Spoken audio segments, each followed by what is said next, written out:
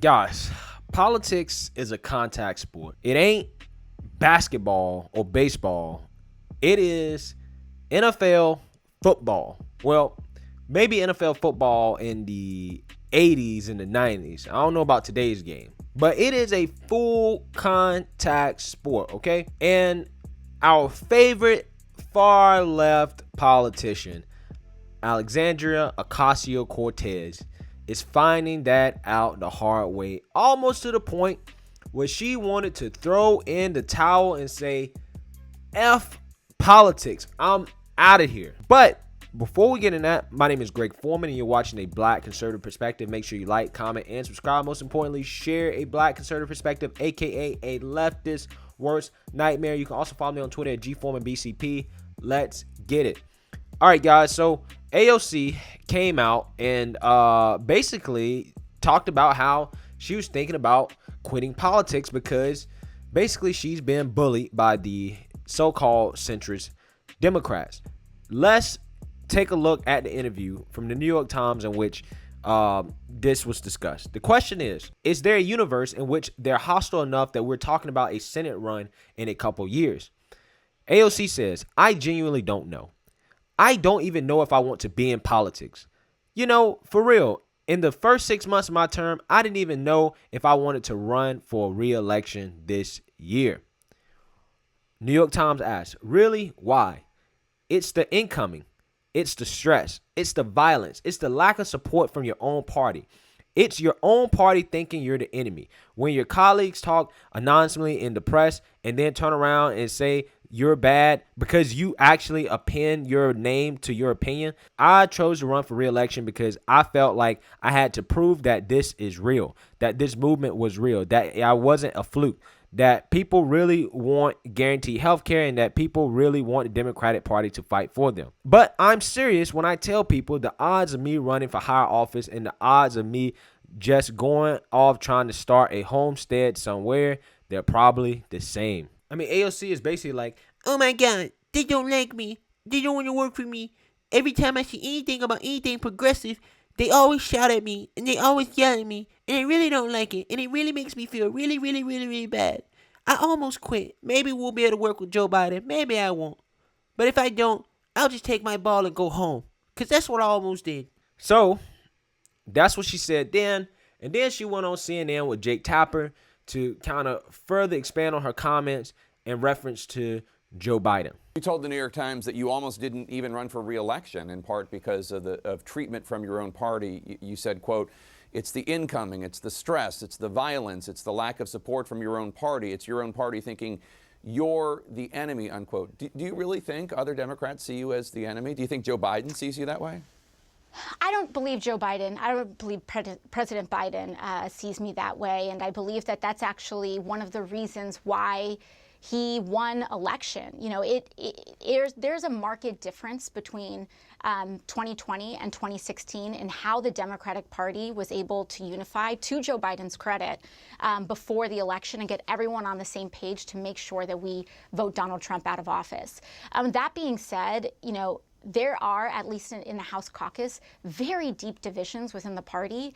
And I believe that we need to really come together and not allow Republican narratives to tear us apart. You know, as you mentioned, we have a slimmer Democratic majority. It's going to be more important than ever for us to work together and not fight each other. And so when we kind of come out swinging, not 48 hours after Tuesday, when we don't even have solid data yet, pointing fingers and telling each other what to do, it deepens the division in the party, and it's irresponsible. It's irresponsible to pour gasoline on these already very delicate tensions in the party. So we can help. It's not saying that every member has to campaign as a progressive in a traditional progressive way, but it's to say that we have assets to offer the party that the party has not yet, you know, fully leaned into or exploited. And I believe that we can take some of these seats. You know, I think Katie Porter is an amazing example. Michael Levin. There are swing seats. Every single swing seat member that co-sponsored Medicare for All won their reelection. Right. And so the conversation's a little bit deeper than that, than just saying, you know, anything progressive is toxic and a losing message. I was going to make a full-blown video giving some advice to AOC because I think that there's some things that she could learn from President Trump that may help her. Not because I agree with her policies. I don't agree with her policies, but I do think that she actually does want to help people. I really do. However, first of all, she needs to understand that, like I said before, politics is a contact sport, right? Look at me. I'm a black man making videos from a conservative perspective. I'm going to get shit every single day from people, right? People in my own community are going to look at me and call me a coon, sell out Uncle Tom, whatever, right? But as long as you know that what you're doing is right and you believe in what you're doing and you know why you're doing it, that's the only thing that matters. It really is. And this is not just a lesson to her. This is a lesson to anybody in life. You're going to face opposition. You're going to face challenges. People are going to come at you and question your motives. They're going to try to put you down. They're going to try to pull you down.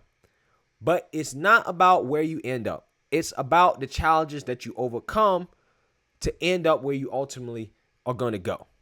That's what it's about. Continuously overcoming challenges. And I think that what's been going on between the Democrat Party has made it very clear that if you guys didn't know, the centrist Democrats and the far left squad are not the same. They're on two different planets in terms of the direction they feel this country should go in. I mean, I think that's become obvious in terms of what's been going on.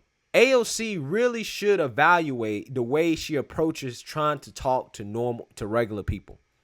She tries to say that she's not elitist and that she's trying to talk to normal working people. But talking to normal working people in New York is different than talking to normal working people in Kansas or Missouri or Arkansas or North Carolina or South Carolina, the rural parts of the country. You're a politician. I get you represent New York.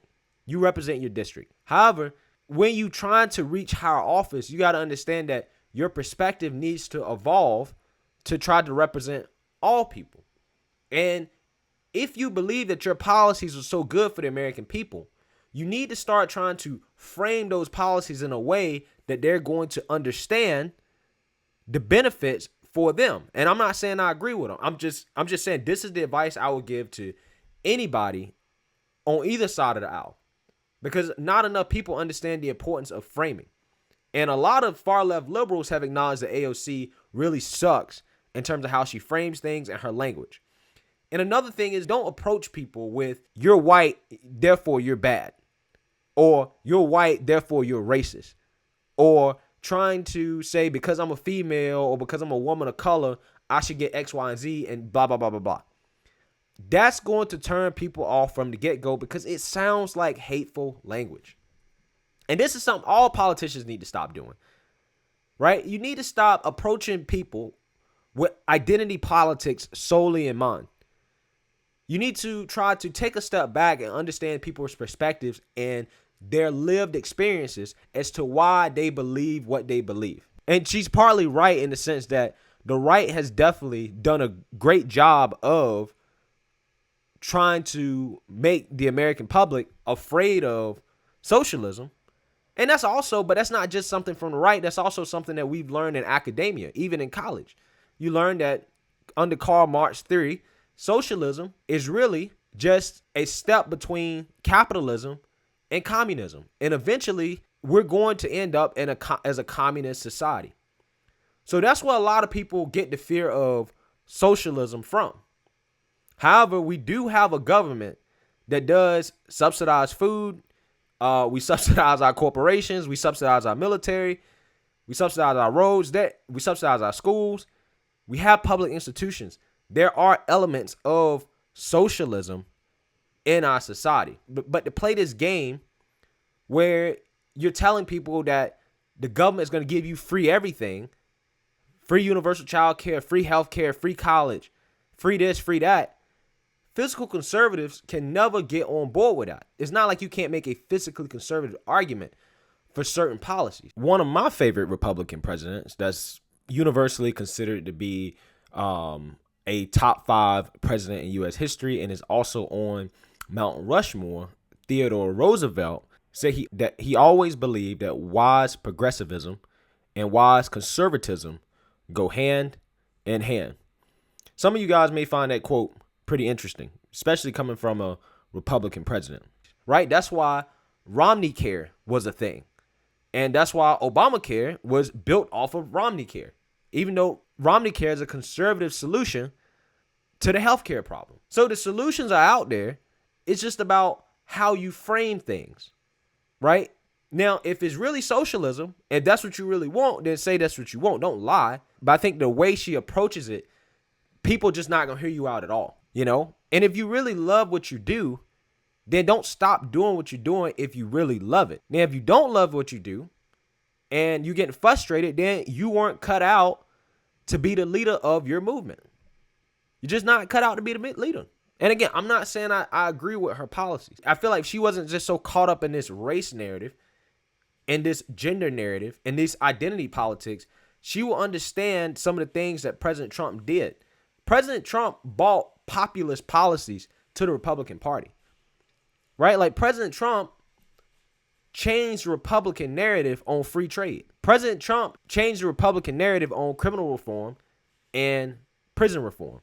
Trump also ran on not cutting Social Security, while the Republicans have run on trying to privatize Social Security. And the reason why he did it is because he successfully framed it in a way that was beneficial for the Republican Party and for the conservative movement. And what she really should do with the way things kind of are right now in our country and where it's headed, we're in a position where, guys, I truly believe we're headed towards a 4-party system where you're going to have the far left, the central Democrats, the central Republicans, and the basically Trump Republicans, especially if President Trump doesn't win this current litigation that's going on in the courts. I think that's where it's going to be headed. And that presents an opportunity in which she should probably reach out to President Trump and say, listen, if you want to continue in politics, which I'm sure President Trump will, and I want to continue in politics, we should start our own parties and make it a 4-party system. Because at this point, that's really how we're divided, guys. That's how we're divided as a country. And I think there is opportunity there for her.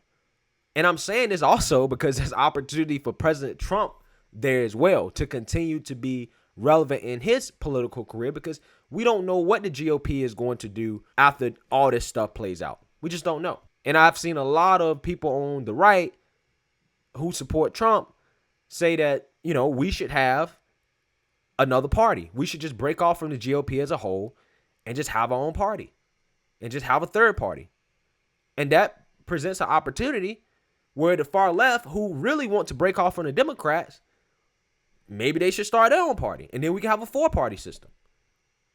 But I do think this 2-party system that's going on right now in the United States, I think that it's run its course. I really do. We're so divided that 2 parties cannot hold the amount of dissenting opinions among each other any longer. And we've successfully seen all spectrums of the political aisle be able to raise money. We've seen the far left be able to support Bernie Sanders. We've seen Trump Republicans be able to support Trump. Obviously, the establishment can support themselves because they're corporate for the most part, but they can be fully financed. They have the support. The division is there. I think we're headed towards a 4-party system. But that's just my opinion. So maybe AOC and the squad, maybe you just should just disconnect from the Democrats as a whole and just say, you know what? We don't want anything to do with you guys. We're going to have our own party. We're going to do our own thing.